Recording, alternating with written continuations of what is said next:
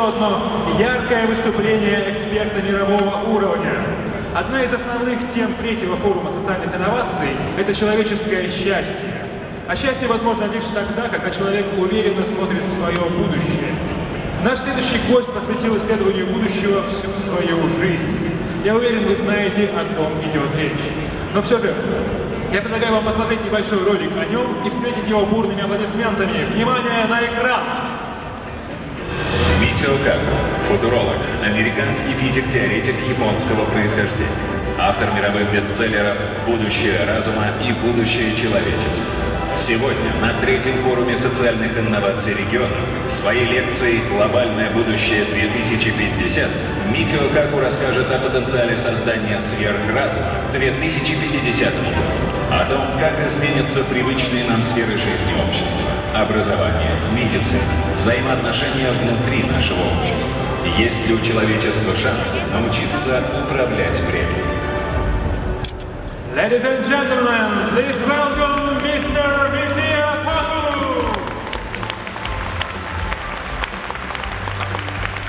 Good evening, Mr. Каку. Welcome to Moscow. How are you? As you know, it's already the second day on the forum. Did you have enough time to get around the forum and maybe have you visited any exhibitions here?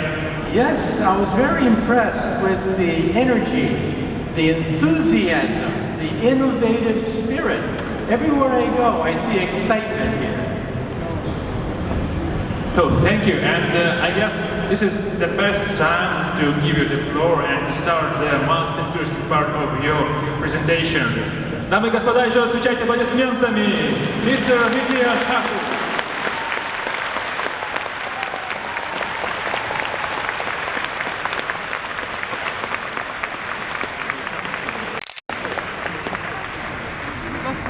Well, after such a great introduction, I can't wait to hear this myself. First of all, I'm going to talk to you today about the future. The next 20, 30, the next 50 years into the future. And I've had the privilege of interviewing over 300 of the world's top scientists for the Discovery Channel, BBC television, to give you the most authentic look at the future. And whenever I interview these top scientists, I always ask them the most important question of all. I ask them the key question, and that question is there intelligent life on the earth? Well, sometimes I really doubt it. I was watching television, American TV the other day, and I'm almost convinced there's no intelligent life on this planet. But today, we're going to talk about how your job, your health, your future is going to be tied to technology and science. I'm a physicist. What do physicists do anyway? We are the ones who invent the future. We invented the transistor, which makes possible this conference. We invented the laser, which makes possible the internet. We wrote the World Wide Web. Don't forget, we physicists also invented television. We invented radio, radar, microwaves. In the hospital, we invented the X-ray machine, the MRI scan, and don't forget, we also invented the space program, the GPS satellites, all of them. And today, we're going to talk about how physicists are inventing your futures. But first of all, we have to ask the question, where does wealth and prosperity come from? You know, politicians would say that wealth and prosperity come from taxes. You tax Peter to pay Paul. But that's a zero-sum game. It doesn't create I say wealth, prosperity is created by science and technology. But science and technology comes in waves. We've had 3 waves of innovation in science. The first was when we physicists worked out the laws of heat, thermodynamics. That gave us the steam engine, the Industrial Revolution. It gave us the machine age. Later, we physicists worked out the laws of electricity, the laws of magnetism, and that gave us the electric age. Then, we physicists invented the laser, the transistor, the computer, and that gave us the high-tech age of today. So, here is the question for you. The question for you is, what is the 4th wave? The first wave was the machine age and steam engines and the Industrial Revolution. The second wave was the electric revolution. The third wave was high-tech. What is the 4th wave that's going to touch everybody in this room? I say, it is physics at the molecular level. Artificial intelligence, nanotechnology, and biotechnology are going to create wealth for the future. Now, in the industrial age, we had oil, we had coal. That gave us the energy for the industrial era. But what is the oil of the digital age? I say that in the information age, it is data. Oil fueled the industrial world. Data is fueling now the modern day world, the world of the 4th wave of innovation and science. How do we process data?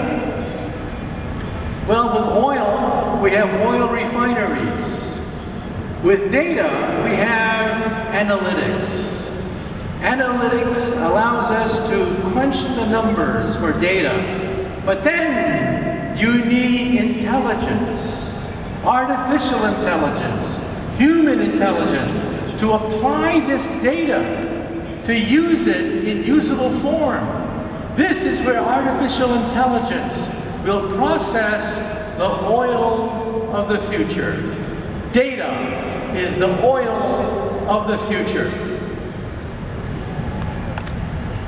And what is driving this is Moore's Law. Why are we here today? We're here today because of this curve. This curve says that computer power doubles every 18 months. Every 18 months, computer power doubles. Today, if you get a birthday card with a chip in it, you open it up, and it sings, "Happy birthday to you." That chip has more computer power than all the Allied forces of 1945. Stalin, Hitler, Eisenhower, Churchill would have killed to get that chip. And what do you do with that chip? You throw it away in the garbage. Now look at the year 1969. In 1969, we went to the moon. But what did we have in 1969? 60K processors. You realize that your cell phone today has more computer power than all of the American and Russian space program of 1969. That's how powerful your cell phone is today. And now look at the future. This is how we predict the future. But we should also say there's a warning. This curve cannot go on forever. It is already slowing down. One day, Silicon Valley could become a rust belt. We'll talk about that in a moment. So we're talking about a revolution now in artificial intelligence. What is artificial intelligence? Artificial intelligence has at least 3 major types we'll talk about today. First, robotics. Machines that can move, that duplicate human motions. Mechanical devices that look almost human. Second, pattern recognition. Recognizing patterns in huge mountains of data. And then third, learning machines. Machines that actually improve themselves. You see, we made a mistake 50 years ago. 50 years ago, we made a huge mistake. We scientists thought that the brain was a computer, a digital computer. Wrong. The brain has no software. The brain has no programming. The brain has no Windows. The brain has no Pentium chip. The brain has no CPU. The brain has no subroutines. The brain is not a digital computer. Then what is the brain? The brain, we now realize, 50 years later, we now realize that the brain is a pattern-seeking learning machine. It learns after making mistakes. It learns like a baby. This is the bottom-up approach. The top-down approach failed. The top-down approach was thinking that the brain is a computer, writing all the lines of code and software for thought. That's called a top-down approach. Wrong. That's not how nature does it. How does nature create intelligence? Nature starts with animals, and they learn from bottom up. So, in the future, artificial intelligence will be everywhere and nowhere.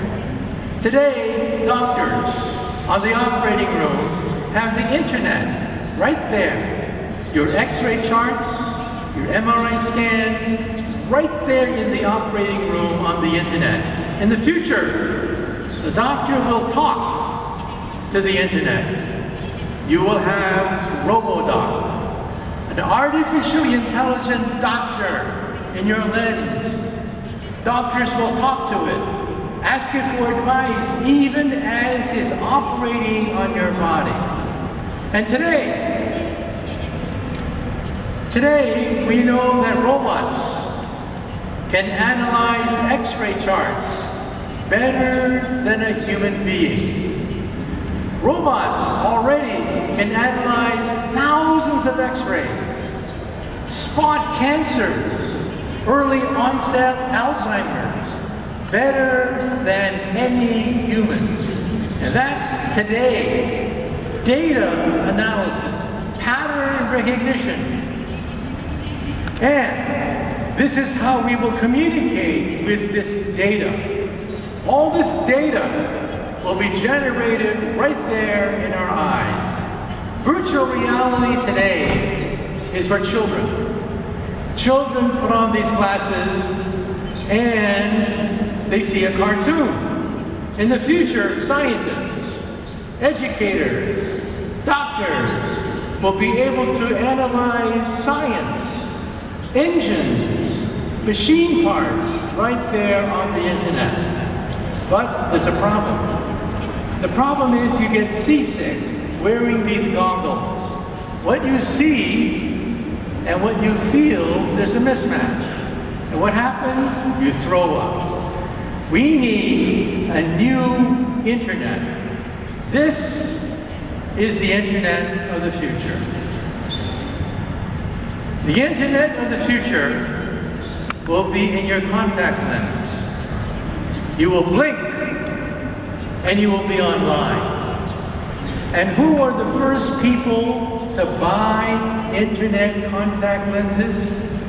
The first people to buy internet contact lenses will be college students studying for final examinations. Students will blink and see all the answers to my exam right there in their contact lens. So this is going to change everything when we simply blink. And when you see somebody, you'll see their biography next to their image. You'll know everything about who you're talking to because your contact lens recognizes them and prints out their biography. This is very important. Tonight, let's say you're at a cocktail party and there's some very important people at that cocktail party who could get you a job, but you don't know who they are. In the future, because of your contact lens, you will know exactly who to suck up to at any cocktail party. And let's say you're on a blind date. You're on a blind date